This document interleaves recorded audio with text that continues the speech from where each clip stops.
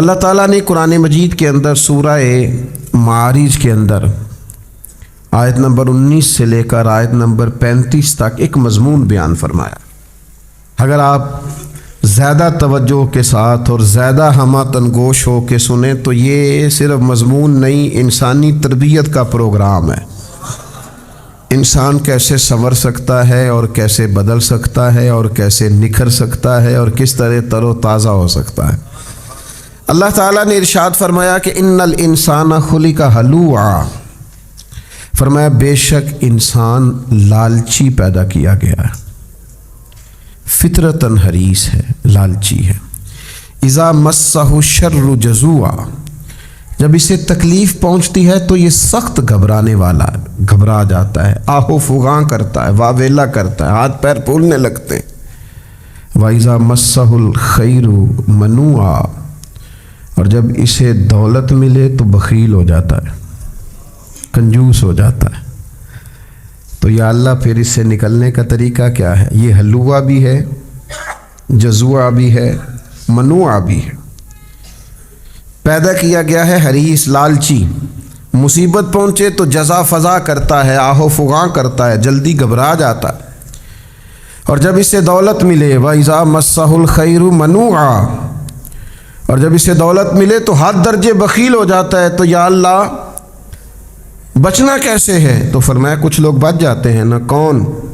तो कुरान मजीद ने 9 सिफ़ात बयान की हैं जो बंदा अपने अंदर पैदा कर ले तो इन चीज़ों से बच जाता है। 9 सिफ़ात कौन सी? ये लालच से बचे, बेसब्री से बचे, बुखल से बचे। तो अल्लाह फरमाते हैं पहली सिफ़त ये पैदा करे, इल्लल मुसल्लीन, वो ना लालची होते हैं, वो ना घबराने वाले होते हैं, ना बखील होते हैं। कौन? फरमाया इल्लल मुसल्लीन, सिवाय नमाजियों के। पहली बात ये कि नमाजी बन जाए। किस तरह के नमाजी? अल्लज़ीना हुम अला सलातिहिम दाइमून, जो अपनी नमाज़ों पर पाबंदी करते हैं। वो वाली नमाज ना हो कि कभी पढ़ी कभी ना पढ़ी, अपनी नमाज पर पाबंदी करने वाले हों। पहली सिफ़त ये है कि नमाजी हों, फिर नमाज पर पाबंदी करने वाले हों। वल्लज़ीना फ़ी अमवालिहिम हक़्क़ुम मालूम, और जिनके मालों में मुकर्रा हक है। किसका? लिस्साइली वल महरूम, मांगने वाले का भी और महरूम का भी। जो मांग ले उसे भी देते हैं, पर जो ज़रूरतमंद हो और मांगे ना उसे भी दे देते हैं। ये फिर इन आदात से, इन खसलतों से, इन फितरी कमज़ोरियों से ये लोग बच जाते हैं।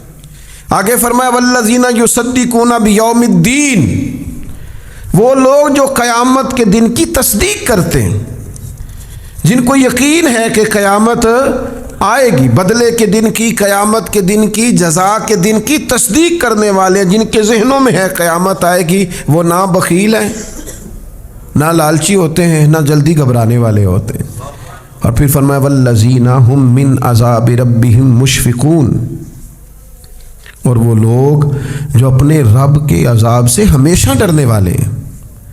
इन्ना अज़ाब रब्बिहिम गैर मामून, और फरमाया बेशक उनके रब का अज़ाब न डर होने वाली चीज़ भी नहीं। वो डरने वाले हैं रब से, और डरना भी चाहिए, क्योंकि अल्लाह का अज़ाब न डर होने वाली चीज़ नहीं है। आगे फरमाया वल्लज़ीना हुम लिफ़ुरूजिहिम हाफ़िज़ून, फिर वो लोग अपनी शर्मगाहों की हिफाजत करने वाले हैं, बदकार नहीं, बेहया नहीं, बदकारी, ज़िना, इन चीज़ों से बचने वाले, अपनी शर्मगाह की हिफाजत करने वाले। हाँ, इल्ला अला अज़वाजिहिम औ मा मलकत अयमानुहुम फ़इन्नहुम गैरु मलूमीन, हाँ अपनी बीवियों के पास जाएं या अपनी कनीज़ों के पास, बांदियों के पास जाएं तो उन पर कोई मलामत नहीं, वो जाएं, कोई हरज नहीं। लेकिन बाकी वो बचते हैं, अपनी शर्मगाह की हिफाजत करते हैं। ये कुरान मजीद वो प्रोग्राम दे रहा है जिससे इंसान की तरबियत होगी, जिससे इंसान, लालच उसके ज़हन से निकल जाएगा, घबराना निकल जाएगा, उसके दिल के अंदर से बुखल, यानी वो शर्मगाह की हिफाजत करे तो उसके अंदर को अल्लाह इतना मजबूत कर देता है कि ना बखीली रहती है, ना बेसब्री रहती है, ना लालच रहता है। अपनी शर्मगाह की हिफाजत करे सिवाय अपनी बीवियों के और अपनी बांदियों के। फरमाया फमन इब्तगा वरा ज़ालिका फउलाइका हुमुल आदून, अलबत्ता जो ख्वाहिश करे इसके अलावा, जो इसके अलावा और तरीके इख्तियार करे, माज़ल्ला जिना करे, लवातत करे, बदकारी करे, फउलाइका हुमुल आदून, फरमाया ये लोग हद से गुजरने वाले हैं, ये हद से गुजरने वाले। और अगली सिफ्त क्या बयान फरमाई, फरमाया वल्लज़ीना हुम ली अमानातिहिम व अहदिहिम राऊन, फरमाया वो अपनी अमानतों की भी हिफाजत करने वाले हैं और अपने अहद व पैमान की, अपने वादों की भी हिफाजत करने वाले हैं। और फरमाया आगे, फरमाया वल्लज़ीना हुम बिशहादातिहिम काइमून, वो लोग जो अपनी गवाहियों पर कायम रहने वाले हैं। वल्लज़ीना हुम बिशहादातिहिम काइमून, जो गवाही पर डट जाने वाले लोग। वल्लज़ीना हुम अला सलातिहिम युहाफिजून, और वो लोग जो अपनी नमाज़ों की हिफाजत करने वाले हैं। कुर्बान जाएं, बाकी चीज़ों का एक एक बार जिक्र आया है, नमाज का 2 बार आया है, 2 बार जिक्र फरमाया नमाज का। एक जगह पे फरमाया नमाज पढ़ने वाले हमेशगी करने वाले हैं दायमून, यहाँ फरमाया युहाफिजून। उलमा और सूफिया फरमाते हैं 2 दफ़ा जिक्र करने से मुराद ये कि नमाज चीज़ ही बड़ी अहमियत वाली है। नमाज को खाली नमाज ना समझना, ये तुम्हारे अंदर से लालच निकालती है, ये तुम्हारे अंदर से बुज़दिली निकालती है, ये तुम्हारे अंदर से कंजूसी निकालती है।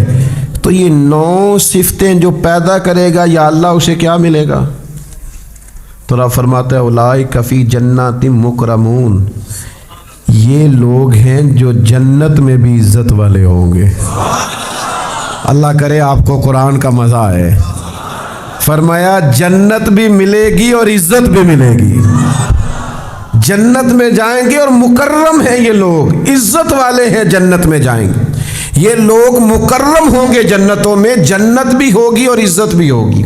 बहुत सारी तफसीरें पढ़ने के बाद मुझे ऐसे लगता है कि ये मुकर्रम हैं, ये मुकर्रम लोग हैं, नमाज पढ़ते हैं, ये लोग अल्लाह की राह में खर्च करते हैं, ये अल्लाह से डरते हैं, ये अपनी शर्मगाह की हिफाजत करते हैं, ये अमानतों और वादों की पाबंदी करते हैं, ये अल्लाह के लिए गवाहियों पर डट जाते हैं, ये नमाज पाबंदी से पढ़ते हैं, ये जन्नत में मुकर्रम होंगे। मुझे ऐसे लगता है कि मेरा रब ना इनसे मुश्किल हिसाब नहीं लेगा, क्योंकि जब हिसाब डाढ़ा होवे ना तो बंदा थोड़ा जा परेशान होता है।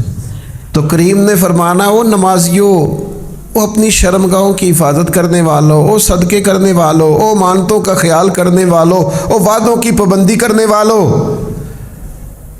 वो गवाहियों के लिए डट जाने वालों, तुम्हें जन्नत भी देनी है, इज्जत भी देनी है। माना क्या है, तुमसे हिसाब नहीं लेना, जाओ तुम्हें बगैर हिसाब जन्नत अता की।